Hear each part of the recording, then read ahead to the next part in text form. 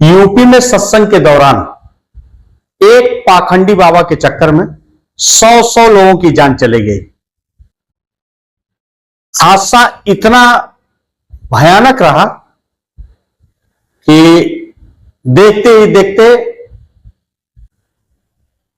शुरुआत 25-30 लोगों से मौत की होती है। देर शाम तक पता चलता है कि 100 लोगों की जान चली गई है। फिलहाल इस प्रकरण को गंभीरता से लेते हुए सीएम ने मृतक के परिजनों को 2-2 लाख रुपए और घायलों को 50-50 हजार रुपए देने का ऐलान किया है। वहीं पीएम नरेंद्र मोदी ने भी 2-2 लाख रुपए मृतक के परिजनों को और घायलों को 50-50 हजार रुपए देने का ऐलान किया है। लेकिन यह हादसा एक पाखंडी बाबा के चक्कर में हुआ है। लाखों की भीड़ वहां पर उपस्थित थी, कथा सुन रही थी और इस तरह हादसा होने के बाद से पूरे यूपी में दहशत का माहौल इस तरह से कायम हो गया है कि इस भीषण हादसे के बाद ने सबको हिला कर रख दिया है। यह मामला यूपी के हाथरस जनपद का है, जहां पर एटा रोड पर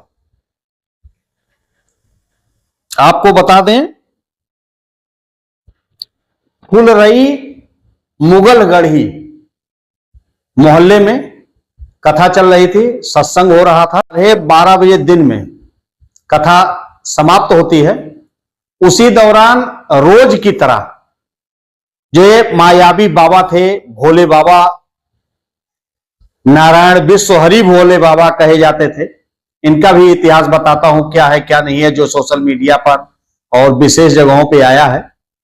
ये सत्संग खत्म होने संपन्न होने के बाद इनके जो दर्शक हैं, जो श्रोतागण हैं, वो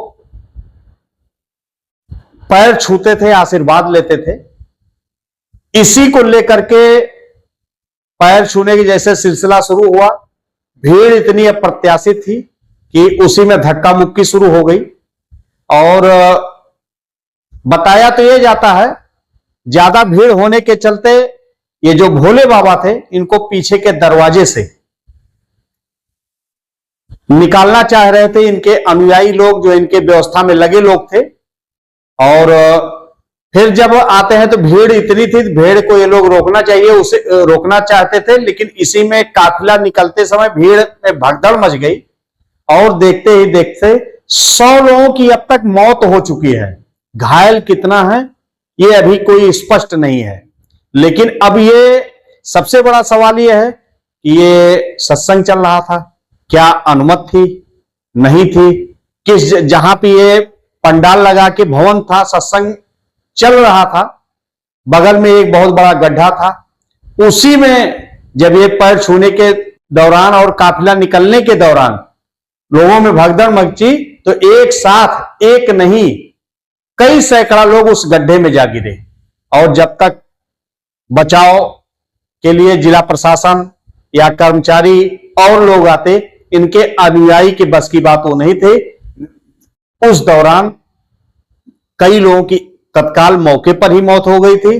फिर उसके बाद में स्वास्थ्य महकमा आता है, जिला प्रशासन आता है, पुलिस प्रशासन आता है, बचाव की और रेस्क्यू वाले जो है वो सब आते हैं, टीम आती है, जिला अस्पताल ले जाया जाता है। फिलहाल अभी देर शाम करीब 9 बजे तक की ये रिपोर्ट ये है कि अब तक 100 लोगों की जान जा चुकी है। और हकीकत पता करने के लिए क्या सच्चाई है, किस वजह से भगदड़ मची है, इसके लिए डीएम आशीष कुमार, एसपी वहां के जो हाथरस के हैं निपुण अग्रवाल, ये लोग तो तत्काल पहुंच ही गए थे। इसके अलावा आगरा और अलीगढ़ मंडल के एडीजी, आईजी सारे लोग मौके पर कैंप कर रहे हैं। और सीएम ने अपने ट्विटर हैंडल के माध्यम से क्या कमियां हैं, जो क्या जरूरी निर्देश है, क्या कार्रवाई होनी चाहिए, सच्चाई क्या है, घटना इस तरह हुई क्यों, विस्तृत आख्या उन्होंने मांगा है। और साथ ही अपने एक्स ट्विटर जो उनका हैंडल है उस पर उन्होंने 2-3 मोबाइल नंबर भी जारी किए हैं कि जो भी हेल्पलाइन नंबर इसलिए है कि पब्लिक भी उस नंबर के जरिए अपने परिजनों की हालचाल जाने। लेकिन योगी जी तो आज नहीं पहले से ही संजीदा है, और जो भी ये मायावी और पाखंडी बाबा हैं उन पर आज नहीं बहुत कार्रवाई करते आए हैं। आपको याद दिला दूं, चाहे राम रहीम रहे हों, चाहे आसाराम बापू संभवतः अभी भी जेल की हवा खा रहे हैं, और बहुत से ऐसे बाबा हैं जो केवल पाखंड करते हैं। वास्तविकता क्या है क्या नहीं है, वाकई कितना विद्वान है, संत है, ये किसी से छिपा नहीं है। लेकिन ये इस घटना ने पूरे प्रदेश ही नहीं पूरे देश को झकझोर कर रख दिया। इतना बड़ा हादसा किसी सत्संग में, किसी कथा में, कहीं भी ऐसा सुनने में नहीं आया है। लेकिन यहां किसी न किसी कोई बड़ी वजह जरूर है। अव्यवस्था जो वहां व्यवस्था में लोग लगे हैं, किस तरह से व्यवस्था देते हैं, यह भी बड़ा सवाल है। फिलहाल सीएम की तरफ से और पीएम की तरफ से 2-2 लाख रुपए मृतक के परिजनों को, इसके अलावा जो है 50-50 हजार रुपए घायलों को दिए हैं और साथ ही जांच के निर्देश दिए हैं।